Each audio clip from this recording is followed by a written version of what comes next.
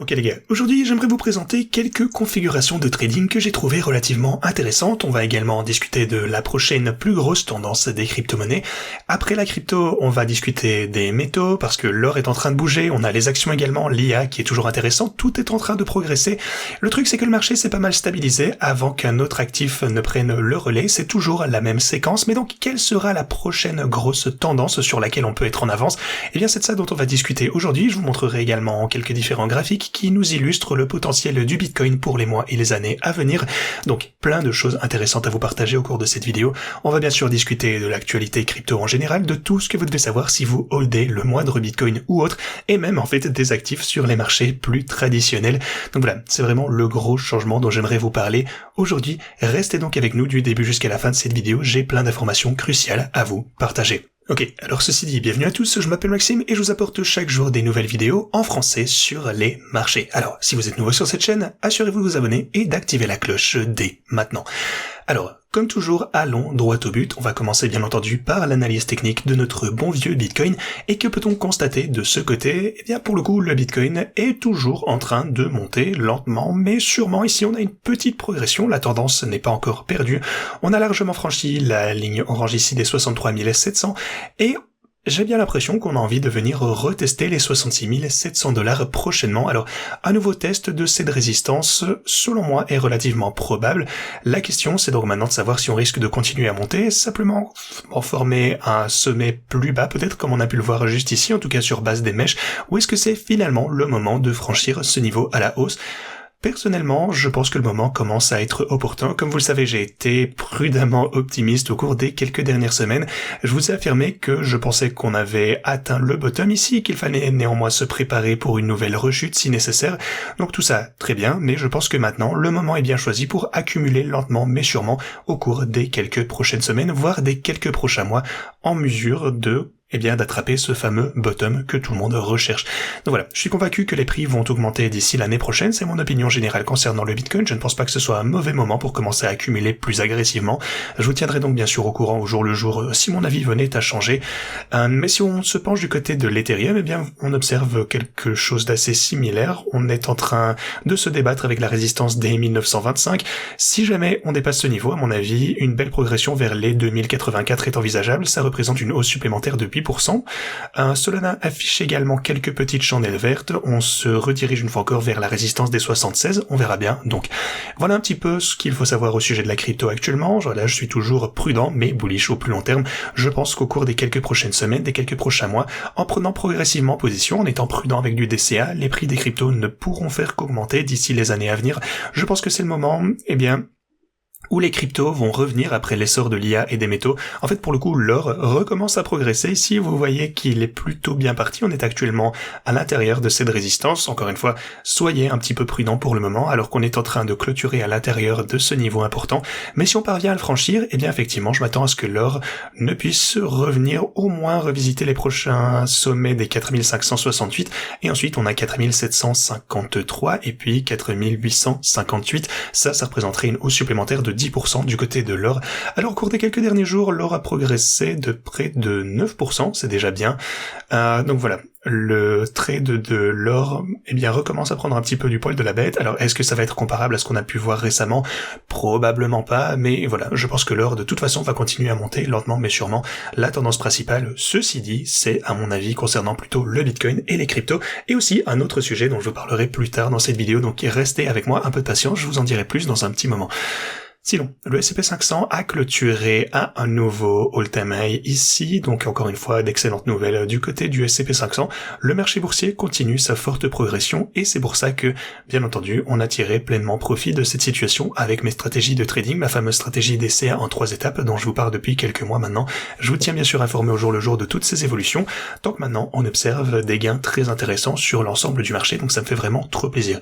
Concernant mes stratégies actuelles, vous pouvez constater fait que ma position sur Robinhood a été fructueuse, m'a permis de prendre des bénéfices.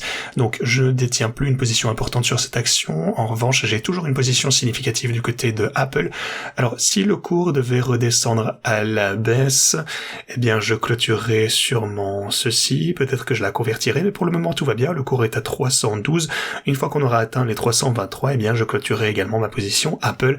Quant au Bitcoin, eh bien qu'est-ce que je détiens? Rien de significatif pour le moment. Ma deuxième stratégie Nvidia cependant a permis de prendre quelques positions intéressantes, mais voilà, ceci c'est également moins important. Alors du côté de SanDisk, ici on a également rempli toutes les positions. Alors ce que je vais faire, c'est peut-être patienter encore un petit peu et puis je clôturerai cette position si l'objectif de Take Profit n'est pas atteint très bientôt. Globalement, la situation est vraiment prometteuse. Du côté de mes stratégies de trading, je continue à réaliser des gains importants au jour le jour.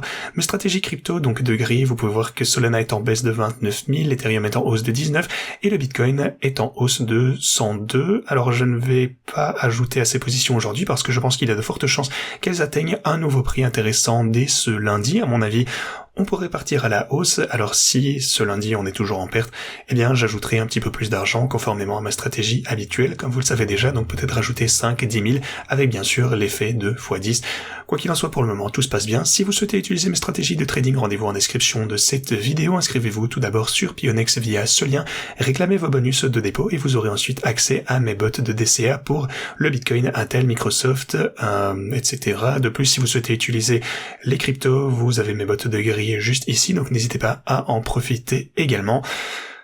Mais ceci étant dit, j'aimerais qu'on discute des prochaines opportunités majeures. Alors on a déjà discuté un petit peu de l'or, franchir donc cette résistance risque d'être très positif. Ceci dit, si on observe le pétrole, eh bien vous pouvez constater qu'il réagit en quelque sorte aux événements à venir. Bien entendu, est-ce qu'on aura un accord de paix ou pas? Le détroit d'Ormuz sera-t-il fermé ou pas? Bon, tout le reste, c'est vraiment ça qui fait fluctuer le cours de l'or.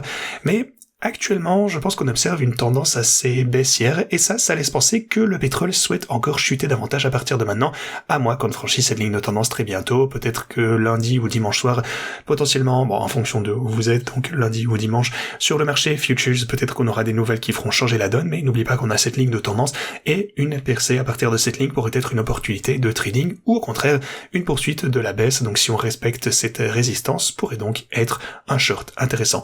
Voilà. Encore une fois, c'est une opportunité de trading que j'ai remarqué. Outre l'or, le pétrole offre également donc des opportunités. Si on examine maintenant les actions individuelles, eh bien j'aimerais vous présenter une autre excellente opportunité selon moi, parce que Nvidia, par exemple, cherche à progresser vers son all-time high. Alors pour le coup, on n'est plus très loin du sommet historique ici, seulement à 5% de l'atteindre. Ça, c'est quelque chose de prometteur. Nvidia semble vouloir monter encore davantage. Si vous regardez Google maintenant, eh bien on est en train de s'approcher de son support ici. Google est en baisse, ça nous donne quoi? À partir du all-time high, on est à 13%. Cependant, même avec cette légère tendance ici, on est à 8% de baisse. Donc voilà, un gros support ici à partir de la boîte orange. Donc tenez en compte si vous tradez Google également. Je vais certainement accumuler davantage de Google à la baisse en utilisant mes stratégies de trading et je convertirai éventuellement celle-ci une fois que toutes mes positions seront remplies.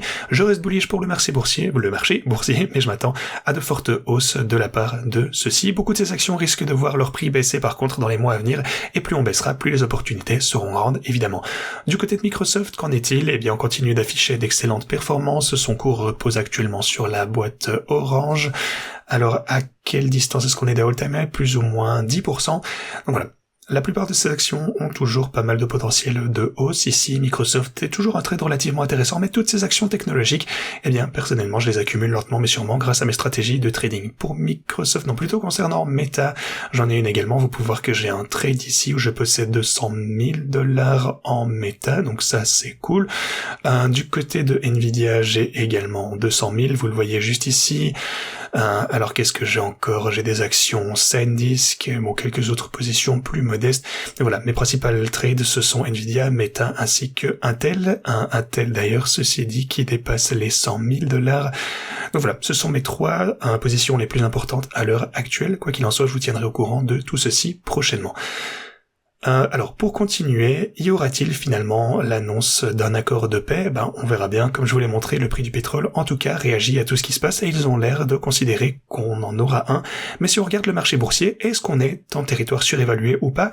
Eh bien, pas forcément. Si vous considérez à quel point les bénéfices dépassent les estimations, Alors, pour mettre un petit peu les choses en perspective, regardez ça, 88% des entreprises affichent une croissance de 50% de leurs bénéfices au cours de l'année qui vient de s'écouler.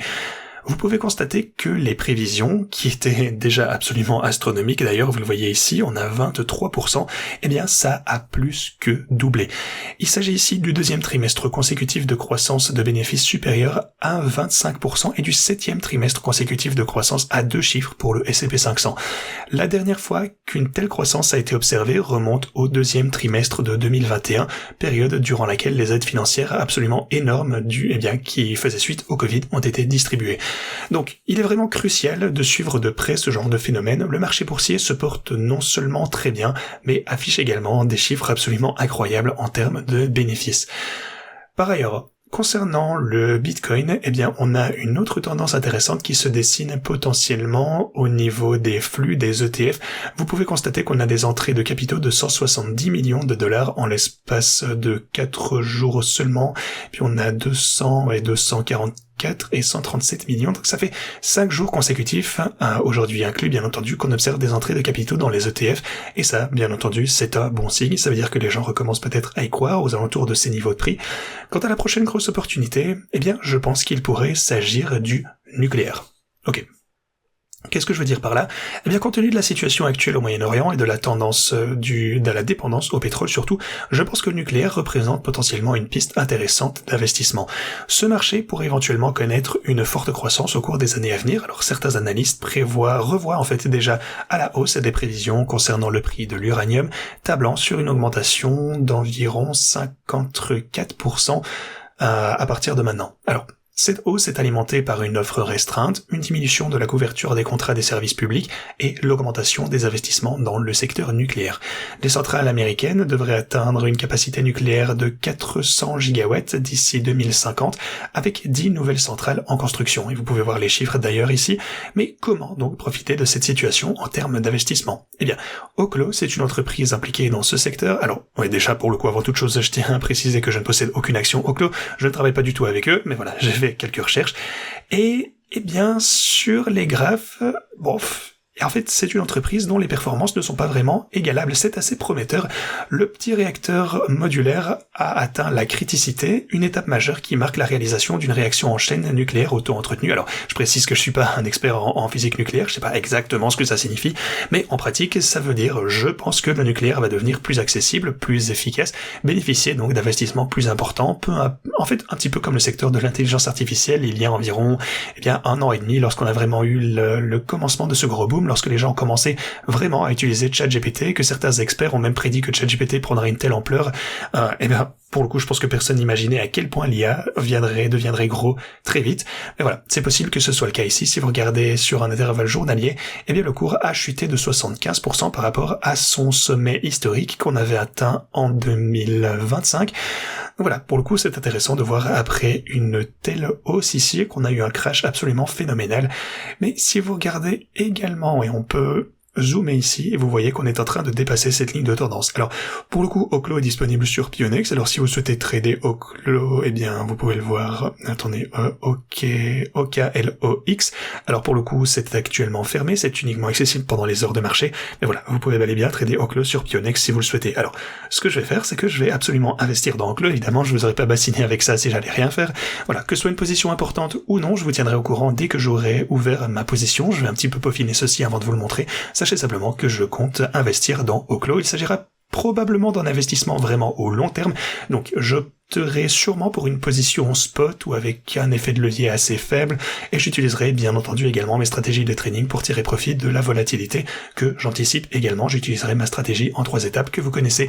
On verra bien si cette opération s'avérera fructueuse. Je vous tiendrai de toute façon informé une fois que cette position sera ouverte. Ceci dit, si on observe maintenant le taux de hachage du Bitcoin, on constate qu'il a baissé de près de 20% depuis son pic d'octobre. Alors, ça c'est pas forcément une mauvaise chose, ça signifie simplement que le marché ou le réseau est en train de se réajuster. Le minage sera donc bientôt plus facile, les mineurs non rentables arrêteront leurs machines et d'autres les mettront en marge. Et c'est toujours le même cycle de toute façon. Mais ce que je voulais vous montrer surtout, c'est que si on observe la chute qu'on a constatée dernièrement, c'est la 4e fois dans l'histoire du Bitcoin qu'on dépasse les 20% de pertes. Ça n'arrive pas souvent. Vous pouvez le constater juste ici. La première fois, c'était en 2012. Ensuite, on a eu un en 2018, 2019, ainsi qu'également en 2021. Et après ça, eh bien le truc c'est qu'on a toujours connu une énorme reprise. On a toujours eu un rallye qui s'en est suivi. Regardez ça, boum. Et vous pouvez voir, après ça, une forte remontée du Bitcoin. Donc le prix du Bitcoin, bien entendu, est en noir ici. Forte reprise du Bitcoin de ce côté. Alors, est-ce que ça va être la même chose cette fois-ci? Ça, pour le coup, c'est un graphe, je pense, très intéressant. Mais encore une fois, le taux du hachage du Bitcoin a considérablement diminué durant les derniers mois. Donc voilà, ça suggère que le Bitcoin, en fait, pour le coup, c'est un signal haussier. Le Bitcoin peut-être est sur le point de connaître une forte hausse dans les mois à venir. Par ailleurs, les médias proches de Trump se désengagent progressivement du marché des crypto-monnaies. Ils investissent de moins en moins dans ce secteur. Alors, vous savez, Trump Media, donc la société de médias très impliquée dans les crypto-monnaies par le passé, réduit ses investissements dans crypto.com, par exemple, et le secteur des cryptos en général, à la place. Et ça pourrait être quelque chose de différent. En fait, comme je vous l'ai montré précédemment, le nucléaire étant potentiellement au début d'une forte hausse, eh bien peut-être qu'ils risquent d'investir dans ce secteur et qu'ils vont se concentrer davantage là-dessus. Donc voilà, on verra bien ce que ça donne, mais encore une fois, je pense que c'est un secteur qui risque de bénéficier de la crise énergétique. Voilà. J'espère que vous êtes enthousiaste pour les prochaines semaines, les prochains mois, quoi qu'il en soit, on continue d'y croire ensemble. Merci d'avoir regardé, et moi je vous dis à la prochaine.